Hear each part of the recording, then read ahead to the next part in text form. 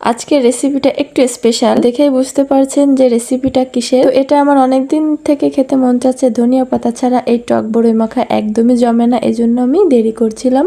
অবশেষে আমি ধনিয়া পাতা পেয়েই অমনি বড়ইকে ভর্তা বানানোর জন্য রেডি করলাম। তো আগে আমি পলিথিনে ঢুকিয়ে বড়ইটা একটু ছেঁচে নিলাম। এরপর দেখেন শুকনা মরিচ আর লবণ দিয়ে শিল নোড়া দিয়ে আমি আগে থেকে একটু বেটে নিচ্ছি, সাথে ধনিয়া পাতাও একটু বেটে দেব।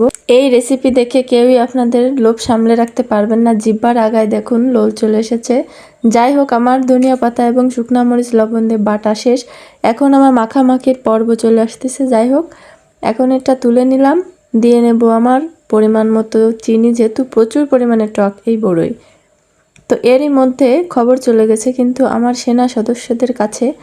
তো এই বড়ই পরিমাণ একদমই অল্প ছিল, যার কারণে আমার মন মতো হয়নি। তারপরে আমার তৃপ্তি হয়েছে, যেহেতু অনেক দিন থেকে খেতে মন চাচ্ছে। ঠিক আছে, ঝাল লবণ চিনি সবই ঠিক আছে, মাখামাখি শেষ।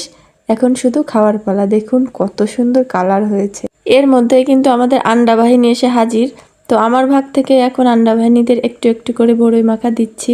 তো এই যে পরিমাণে অল্প থাকায় সবাইকে অল্প অল্প দিলাম, আর গামলায় যতটুকু আছে সেখান থেকে এখন আমি খাবো। এভাবেই খেতে মজা। যাই হোক, এই ছিল আমার আজকের ভিডিও। কেমন হয়েছে অবশ্যই কমেন্ট করে জানাবেন।